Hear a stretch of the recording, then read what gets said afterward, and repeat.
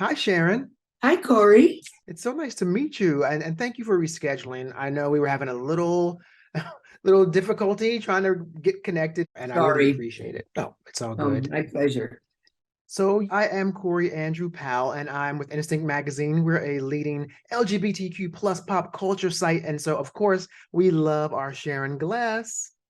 Get that out Oh, there. God. Thank you, Corey. You're welcome. Now, I want to just begin too by saying that I have the book here. I have it actually. So we are joined today by Emmy Award winning actress and author Sharon Gless, and her new memoir is entitled Apparently There Were Complaints. And it's out now on paperback, which is part of the promotion that you're doing now. It Terrific. was hardback last year, and I did the audio also, which won 3 awards so far. Yeah, and I'm glad you brought that up because I actually, I got the full Sharon Gless experience. I actually downloaded the audiobook, and I read the book as I listened. I had Oh, you in my full God. immersion. It was amazing.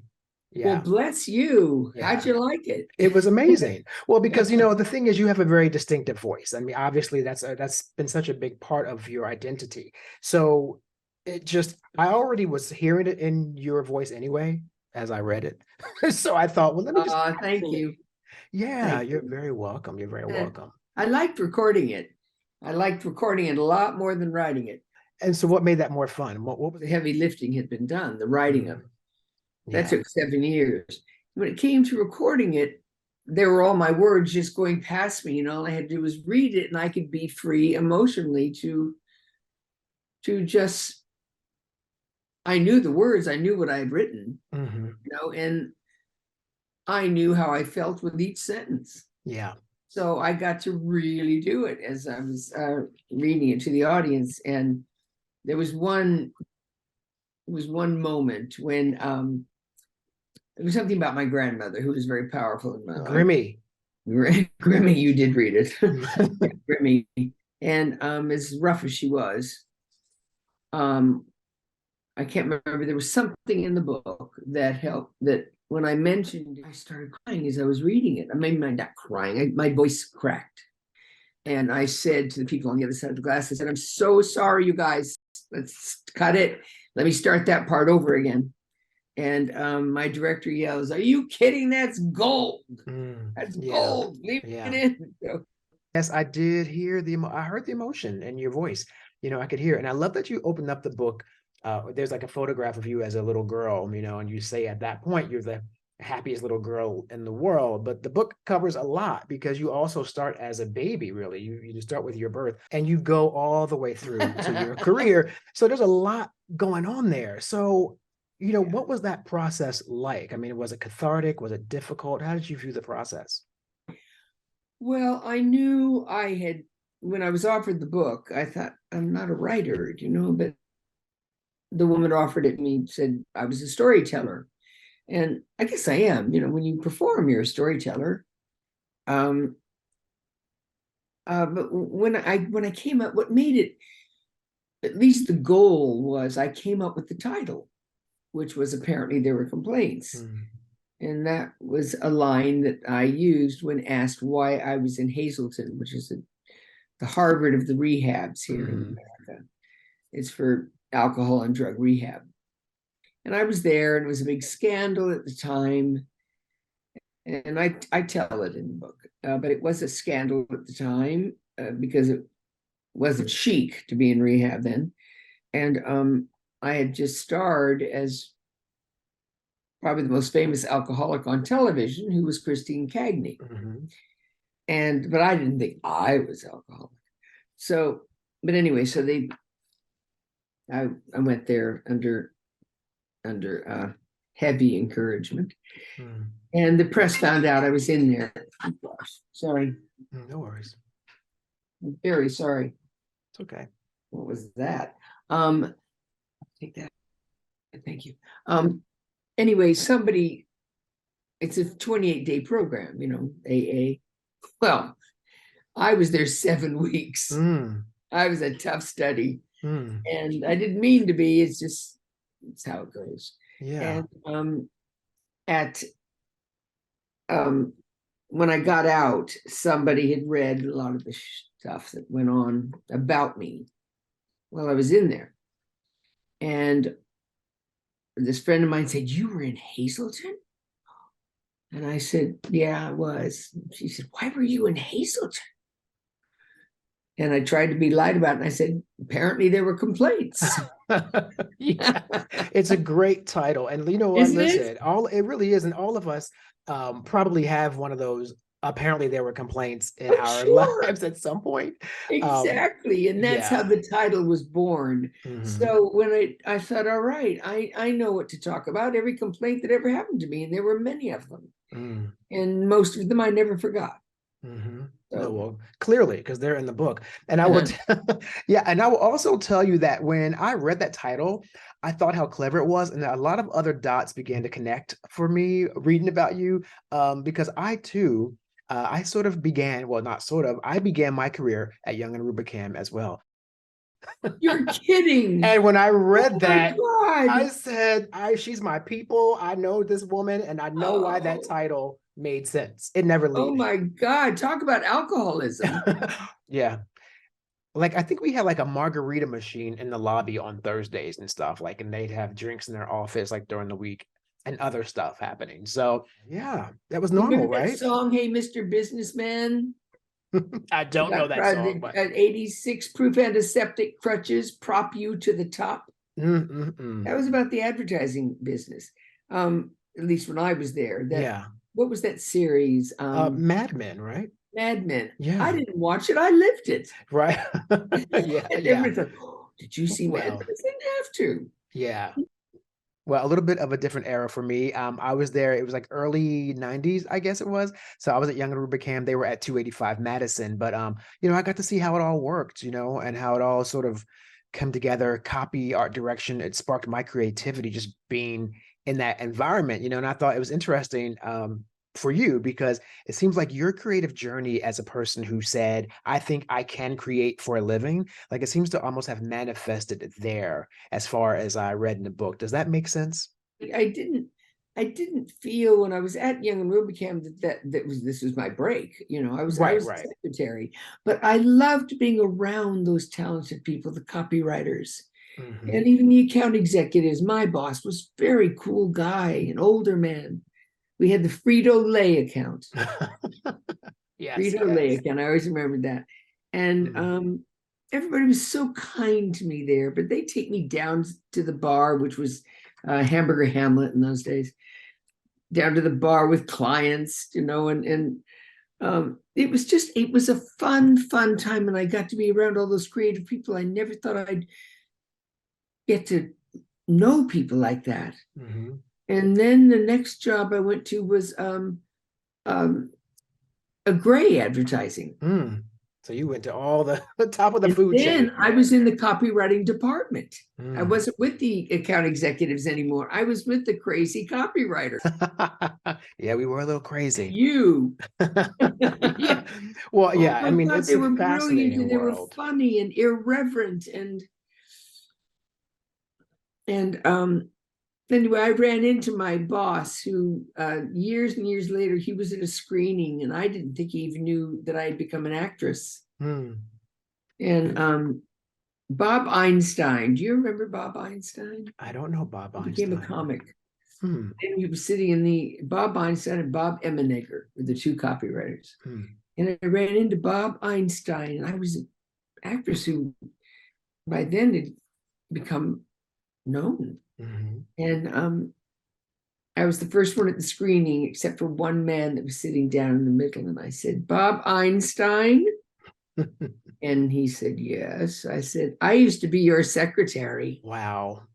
He said, who is that? Is that Sharon Gless? I swear to God, after all those Oh, years, wow. he That's remembered me and amazing. knew my voice from across the Mm. theater. That's amazing. Oh, those were Yeah. such good times. And also, Sharon, before I move on to the next question, I must tell you also that we have a mutual friend in common, and I was told to extend a hello to you tonight. So I'm really good friends with Rob Schuster, and Rob Schuster's husband is Bruce Sussman, who, of course, is the co-creator of the show Harmony.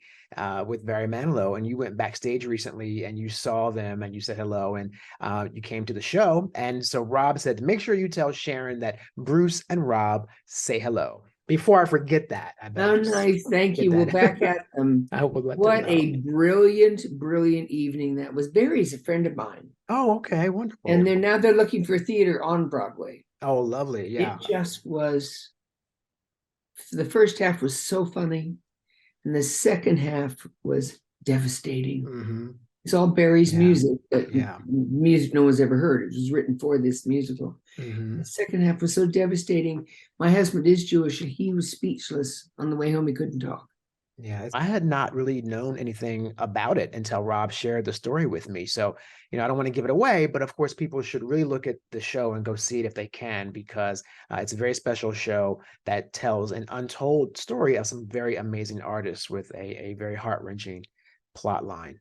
Yes, so I had to make sure I told you that. But in any Thank event, you. though, you're very welcome.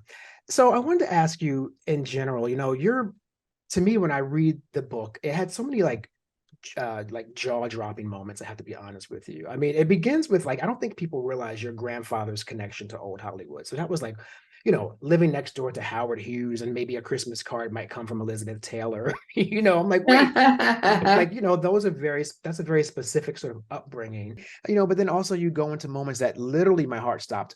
I don't want to reveal too much about the books. I want people to read it, but like there's the moment when you reveal who your roommate Gibby was.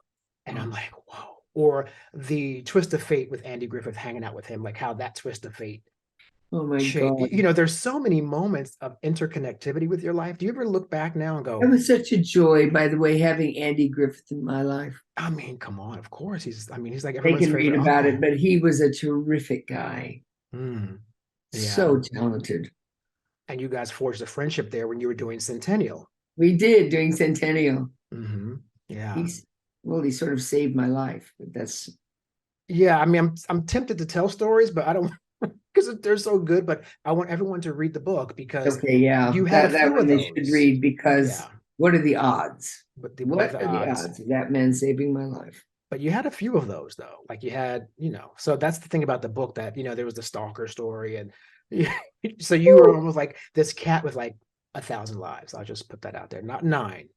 You had like I'm into really. metaphysics, and I have been for many, many years. And my metaphysics teachers taught me, and I do believe that we create everything. Hmm. And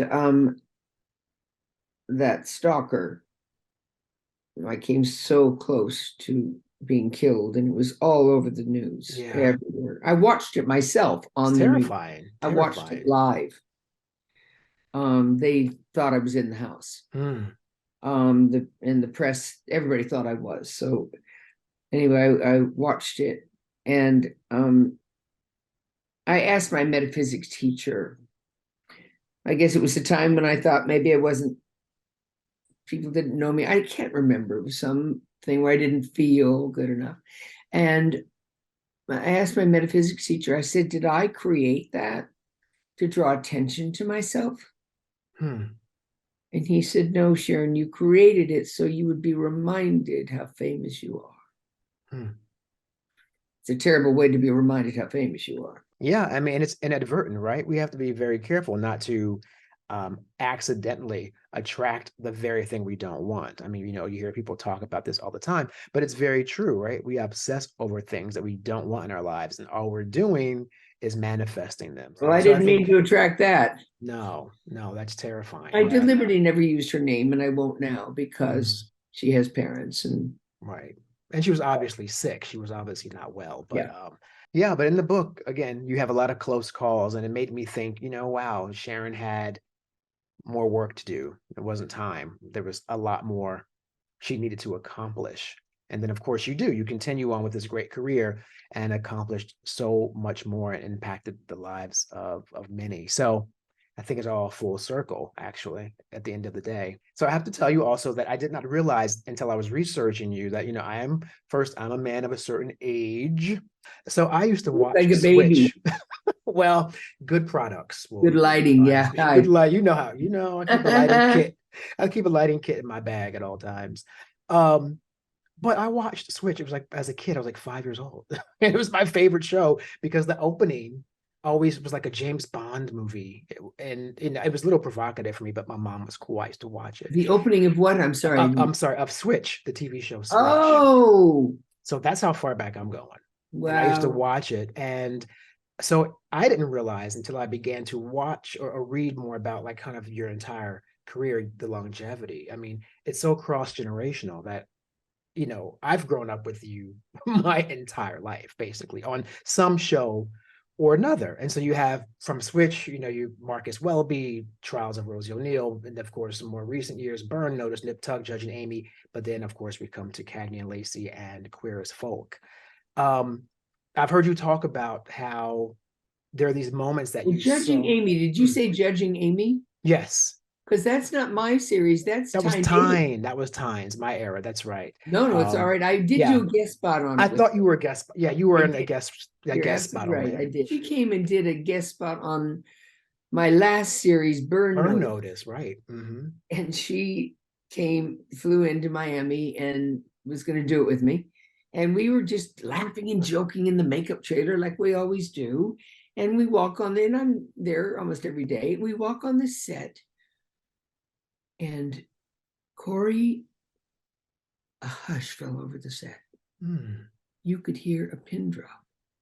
The two of us walking. He said, well, I'll never get this kind of respect when I walk in every day. You And guys are powerful together.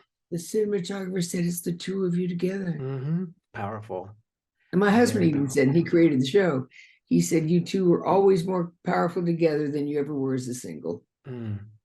I've seen interviews where you've discussed Cagney and Lacey as being, of course, this pop culture phenomenon that was much bigger than a TV show. But I was always wondering, like, what was the first time you realized it? Like, what was that moment when you were like, oh, wow, okay, there's something else happening here with this show? There was. No, I have to remind you, it's a television show. We didn't have audience there. Occasionally the crew would applaud if we really, did Right. a great scene. Right. But we didn't know our we didn't know the impact that we had. And towards the end of the show, the end of the run, Tyne and I had to march. Not had to, we got to march against Washington for women's rights. It was Bush.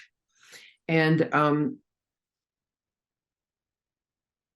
don't know if I'm allowed to say anything I want on your show. Oh, please, everything.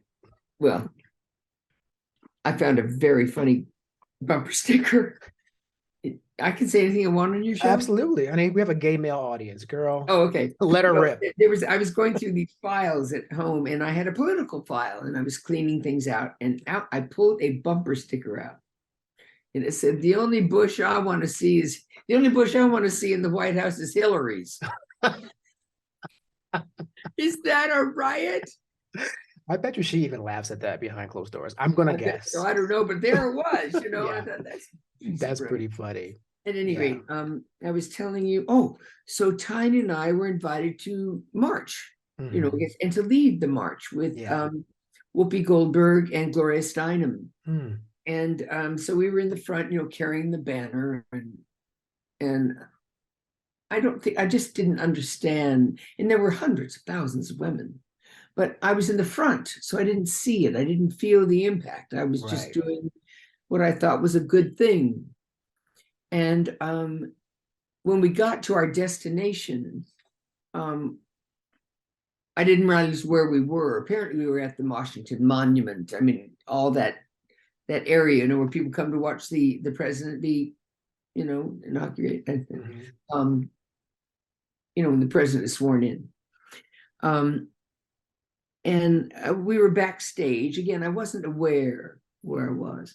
And Gloria says, go out there. I said, wow, I'm not going out there. She said, Sharon, go out there. I said, what do I say? She said, you don't say anything. Just walk out. I can't tell you how huge this was. And it was a stage. I had no idea where I was. And she said, I said, Tyne, Gloria wants us out there, so come on. And we walked out there, and Corey, it was hundreds of thousands of women screaming, crying, yelling, clapping, sobbing. And I stood with my mouth hanging. It was so, it wasn't frightening. I wasn't afraid. I became overwhelmed with is this, obviously this show had this kind of impact. And anyway, I that's when I realized what we'd done. People were watching and they needed it.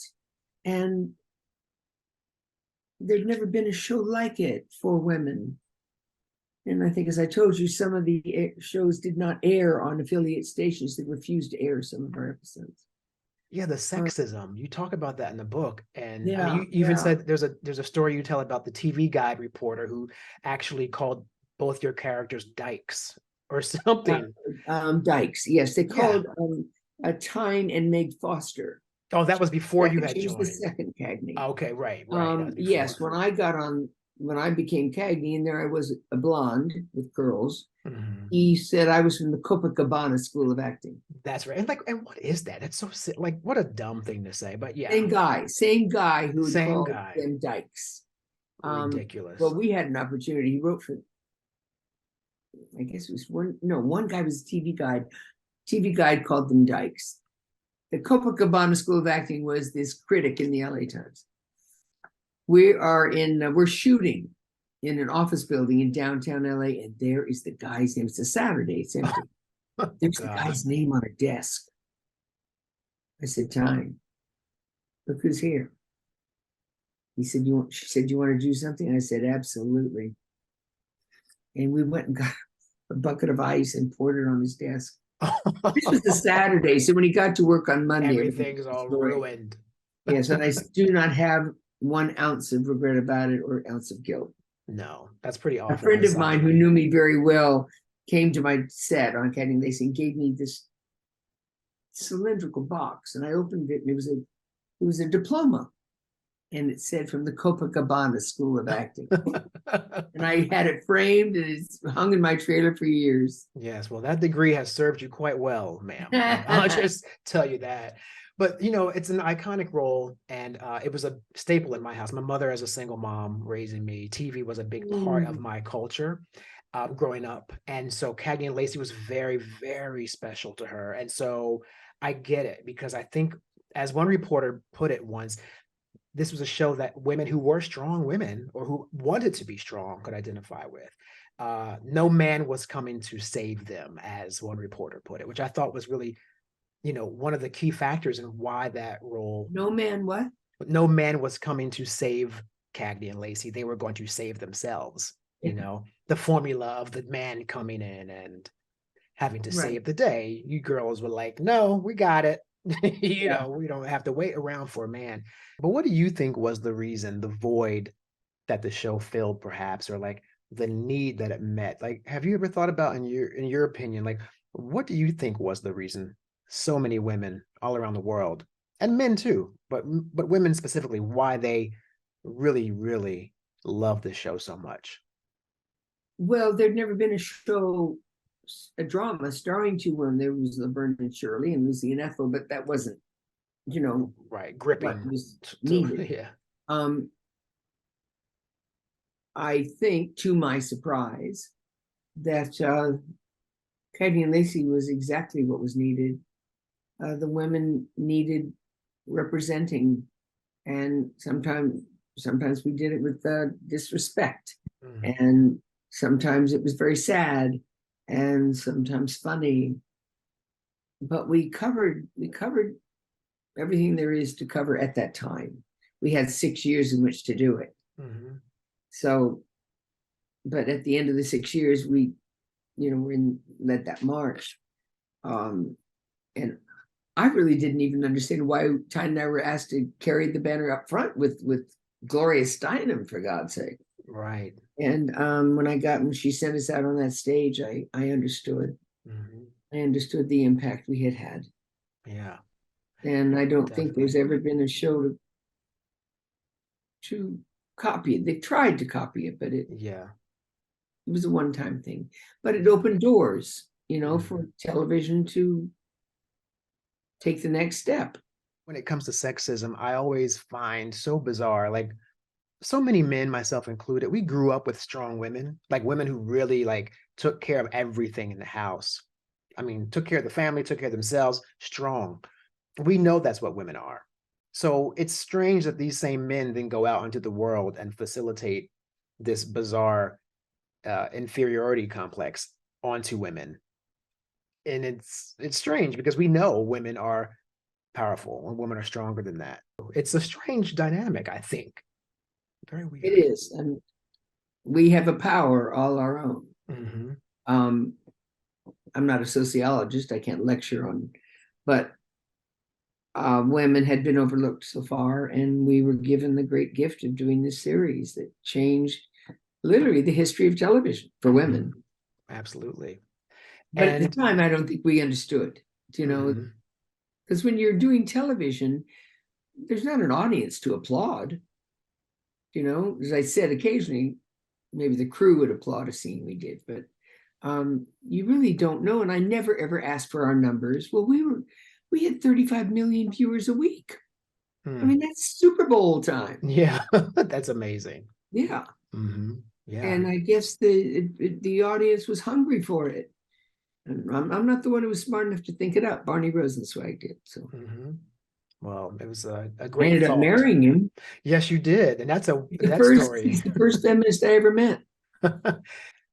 Yeah, he definitely was a good ally to have. And I think, when I read about him more and more in the book, I found that he had this perfect balance of being able to tell you, ladies, when you needed to be told something, some direction or some directive, and also allowing you to figure out things on your own and bring these characters to life on your own and your most authentic selves. Uh, it was a good balance I found that he struck when he was directing you in these shows. There was a moment where he finally said, "You two are now the custodians of your characters, Hmm. and whenever you have a suggestion or a problem or something doesn't feel right, please, the door is open." Yeah. So he says, "I want to hear from you." Hmm. But we had wonderful writers, many female. We had a couple of female directors. They didn't exist in those days. Mm. We had female crew, not a lot of them, but Hmm. a couple of them. Right.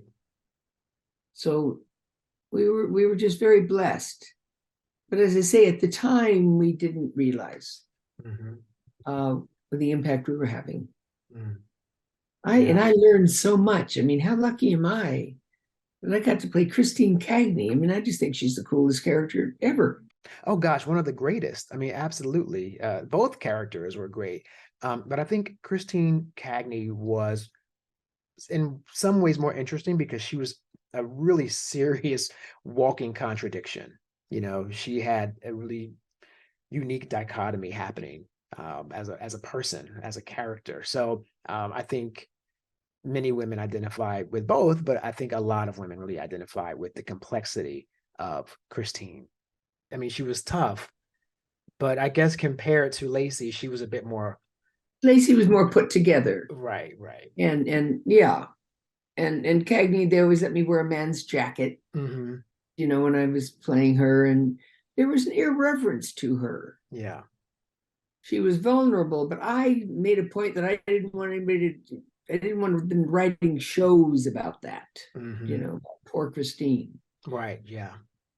And in your book, you are very transparent about the moments of having to play a character who says, "Hello, my name is Christine. I'm an alcoholic." And then fast forwarding to you yourself having to deal with your own addictions, having to bring yourself to say that line for real, for you as Sharon Gless. Tell you, Corey, there has never been a moment again that was so hard. after playing for a full year every single week, Christine in an AA meeting, and I made sure I wanted Barney to know. I said, I don't want a sponsor. She said, Sharon, everybody has a sponsor in AA. I said, well, I want her to be an AA member who doesn't want a sponsor. So we got rid of that script, you know. I wanted it not to be easy for her.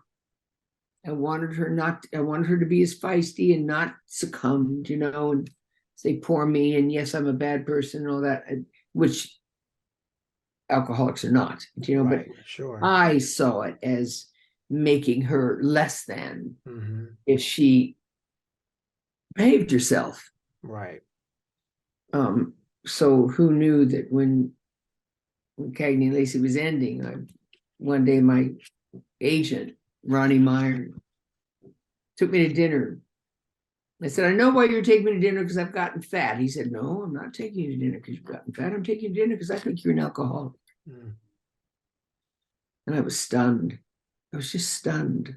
I said, how could you say that? You and I have had drinks together. He said, it's different with you, Sharon. He said, when do you finish Cagney and Lacey?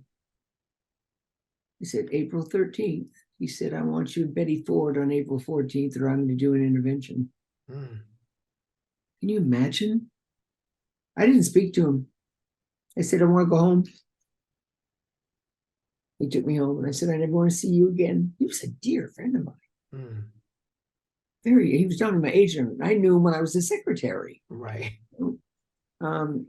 Anyway, we got through it. He made sure I didn't go to Hazleton. They sent me to a place that would not allow any. At the beginning of Hazleton, it starts out, the instructions are bring no books, bring no reading material. At Betty Ford, it was very chic in those days, and it started out by saying bring no scripts. And the doctor that Ronnie had sent me to see was Elizabeth Taylor's doctor in Santa Monica. And he said, I don't know if you're depressed because you're alcoholic or you're alcoholic because you're depressed. I don't know what it is, Sharon. But anyway, he said he wanted to send me to this place where there was nobody. He said, he said, I've seen you acting as a drunk. And he said, I thought you were in recovery. You, the actress, was in recovery. In real life, like they thought I you said, were. no, no. I mean, no. And so he said, I want you to go to Hazleton because there is no mention of show business. There will be nobody. I'll make sure that your roommate is not in show business. He said, I think you have forgotten who you are. And he said, I don't know if. He said, I haven't figured it out yet. Yeah. He said, but you're very good at playing this part. And clearly you're in trouble, because I kept crying, insisting I wasn't. Which denial is apparently one of the And the hardest thing I ever had to do was say, my name is Sharon, and I'm an alcoholic. Because for so many, many years, I mean, for many, many episodes, 22 episodes every week, I did a scene where Christine is in an AA meeting. And she has to say, my name is Christine and I'm an alcoholic. And I couldn't say, my name is Sharon. I'm an alcoholic. Yeah. That isn't the scene I play. I couldn't do it. Nobody was lighting me, Right. Nobody was lighting me before I said it. This was real life. Yeah. And I couldn't say it. I couldn't say my name.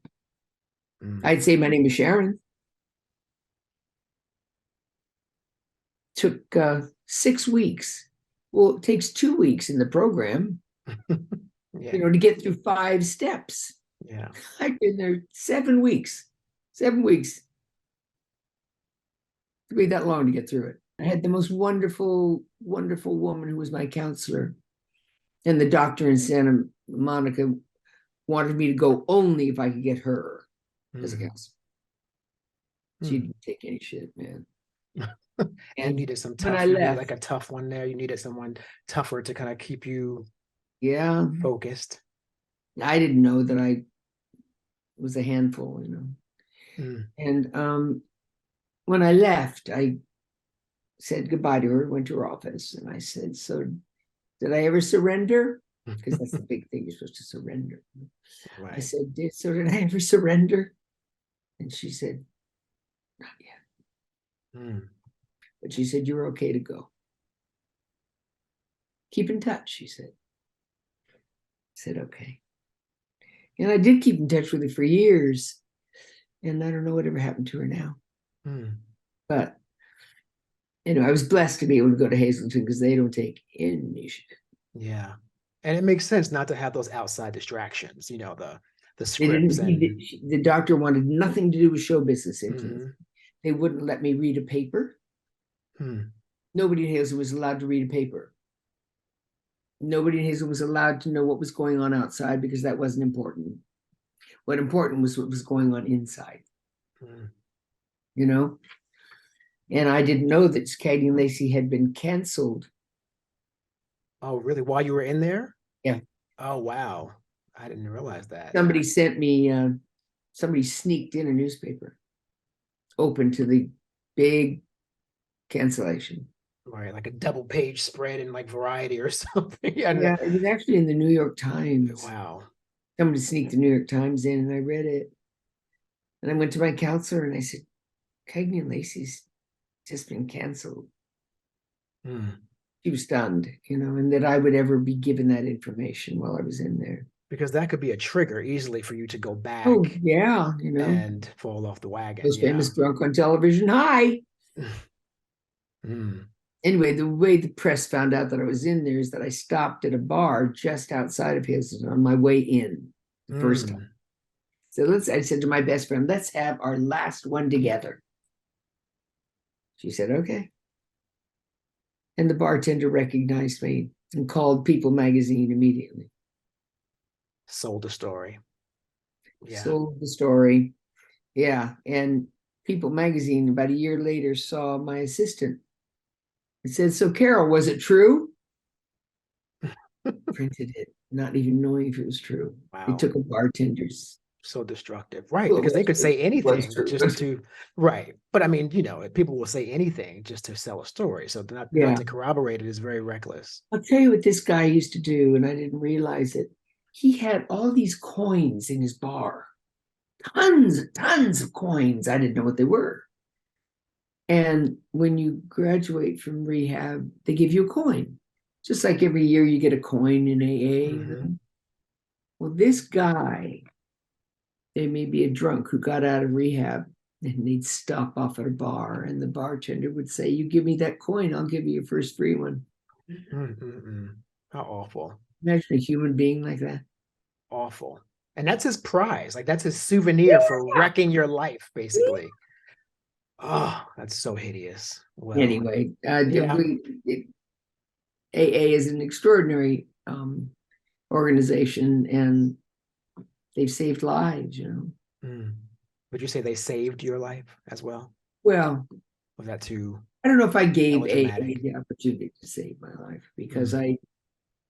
I had such a hard time going there, but they told me if you don't go to meetings, then you've got to go to therapy. You have to promise me. Hmm. I did. I started going to therapy 2 hours every week, Mm. Yeah. and I got through it. And anyway, I in no way want to criticize AA because they're lifesavers. Hmm. I just had a hard time doing those scenes, not doing them. I had a hard time saying my name. Yeah. Vulnerability and accountability to the fear of the unknown, being fearless, trusting your instincts, not listening to other people, shutting out the voices of doubt. There's so many of those examples in this book. But the accountability and the vulnerability are really big factors. And I say especially the accountability because the only way you were able to get well uh, in handling your addiction, which mind you, 26 million other Americans are battling addiction. You can't get past that or through that until you are accountable. I'm very fortunate. I survived myself. And Hmm. I don't know if I ever got over myself, but I am a survivor. Yes. Well, I'm so happy that you are. And that brings me back to your amazing career. Queer as Folk. You played Debbie Novotny. She's the amazing P flag mom who is very supportive of her gay son. And I've seen you do interviews talking about this character, this show, the role of Debbie. And you said when you read the script, you had to play her. Like you immediately knew that you had to play this character. And in doing so, you learned a lot about the LGBT community, but also you learned a lot about how this character impacted others who maybe wished they had a mom like Debbie in the LGBT community, probably primarily gay men. But share a little bit about that with us, that experience of playing Debbie and the impact it had on audiences. Well, I loved the script. It was shocking. I mean, sexually shocking. And I've done a lot of TV and I know television. There'd never been a script like that. Mm-hmm. And I asked the producers, because oftentimes the script is written with all kinds of stuff in it. They don't do it, but they write it that way so they get the money to make Right. it. Whoa. Um, so I asked the producer, I said, are you going to shoot what I read? And they said, every frame. I said, then send me in, coach, and Mm, because I've got to be a part of this. It was so shocking, the subject matter and the scenes were just blatant. mhm. Um, and also, I happen to love Debbie because I just thought she was outrageous. Um, when I called Showtime and said I wanted the part. I went after it. It's not like they were looking for me. And I said I wanted it. And they asked me if I would mind meeting the producers. I said, not at all. And they flew me into LA. And I fell in love with Ron and Dan. And the rest is history. I became a supporting player. Mm, And it was fantastic. Changed mm. my life. I thought, oh, my best friends are gays. I know all about the gay community. I didn't know anything. I just knew we had a lot of fun drinking, and telling stories on each other, but I never knew the real struggles. I never knew what was going on. Mm. But that show opened doors, and I had a boy write me once saying, "Thank you so much for the character you're playing." And I didn't mean to be playing a goody two shoes because I didn't think Debbie. I still don't think she is. I Yeah, she like was a little she's so tough. Yeah. outrageous. Hmm. She had a mouth on her. Yeah. Um, but he said, "My best friend is dead. He killed himself because he didn't see Queer as Folk. It hadn't been on the air yet." He said, "I'm alive because Queer as Folk got on the air, and I could see that there are people just like me." And that's the beauty of that show. Mm. I mean, yeah, it was out. Nice. It was outrageous. The sex was fantastic. The books were beautiful. Right. I wanted to stay on the set, but I was sent. Go to your room, Sharon.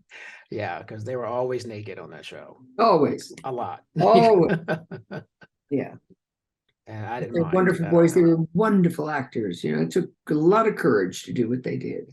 Hmm. And I love them. We're still that cast is closer to me than any of the cast I've ever worked with. Mm. Wow. We're still friends.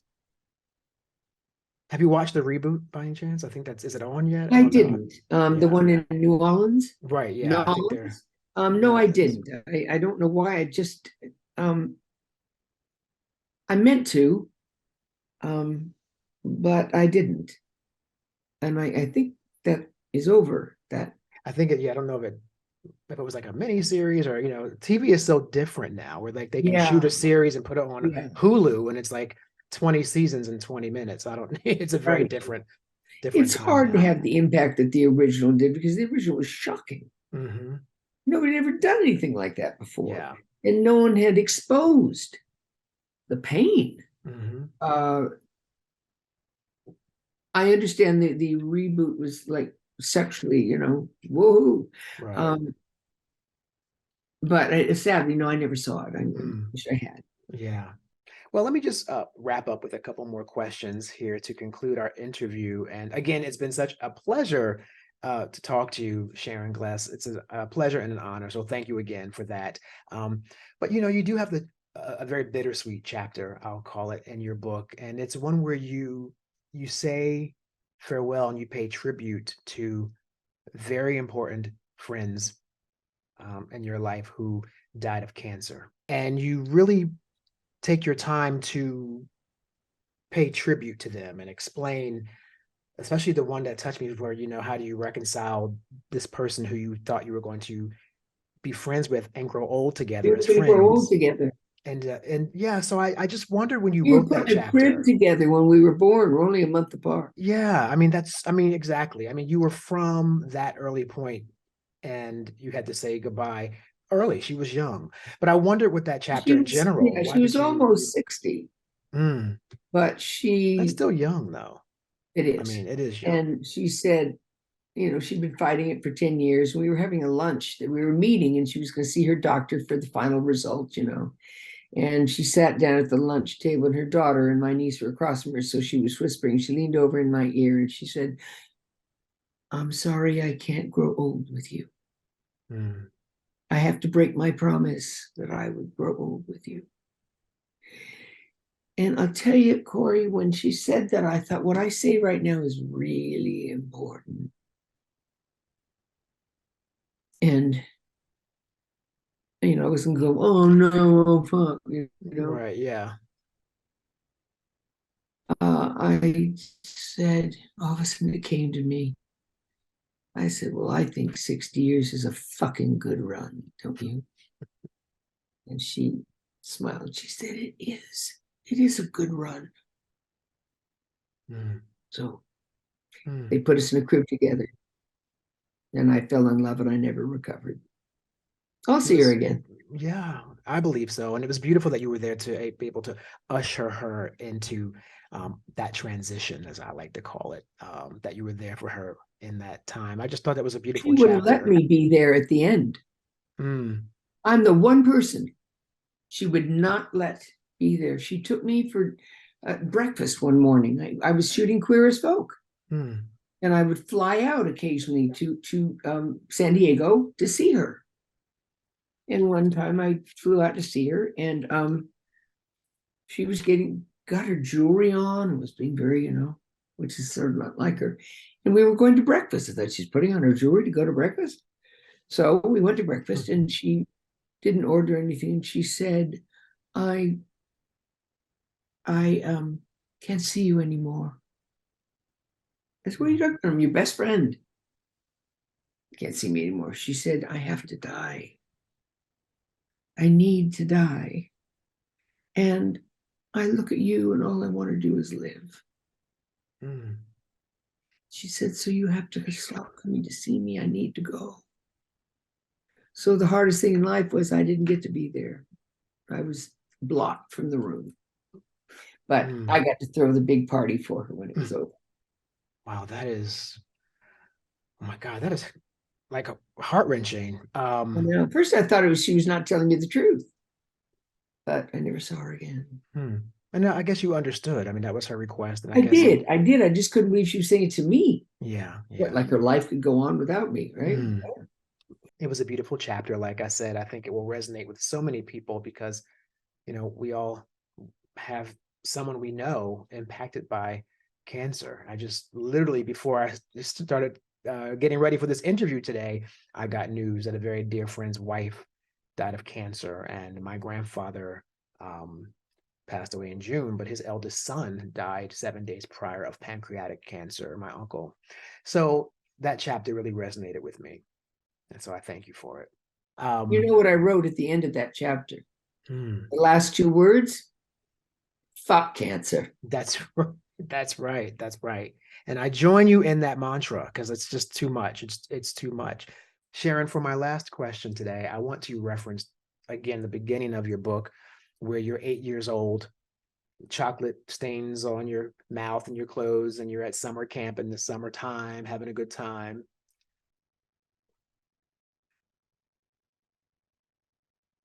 Sharon, for my last question today, I'm going to reference that opening of your book again when you're 8 years old, summer camp, the happiest you've been ever as a little girl, as you say, chocolate stains on your face and your clothing, and life is good.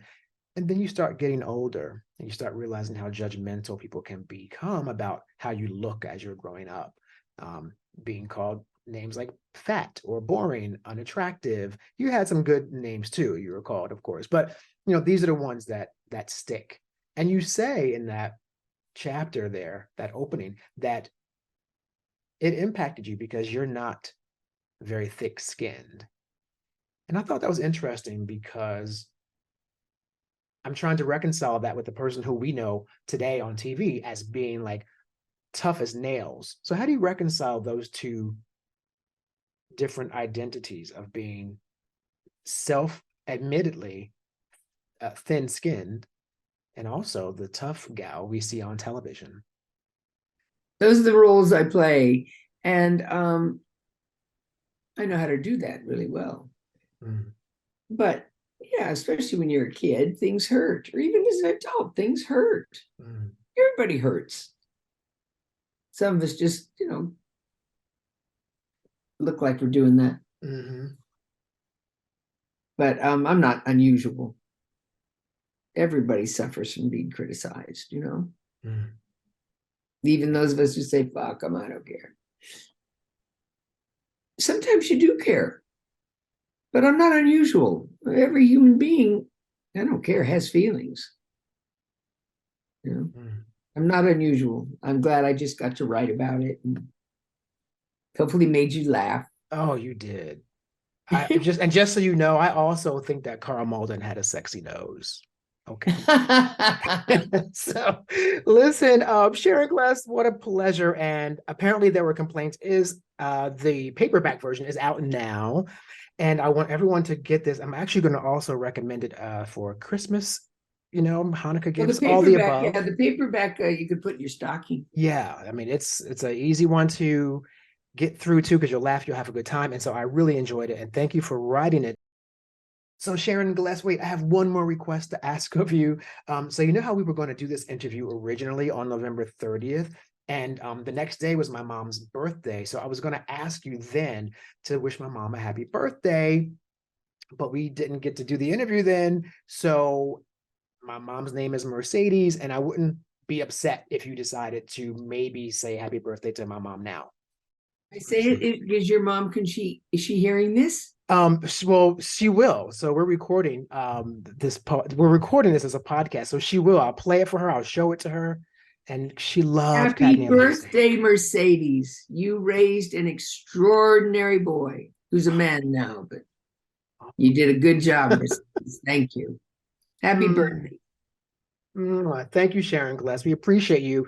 Thanks for being here today with me at Instinct Magazine. Again, the book is Apparently There Were Complaints.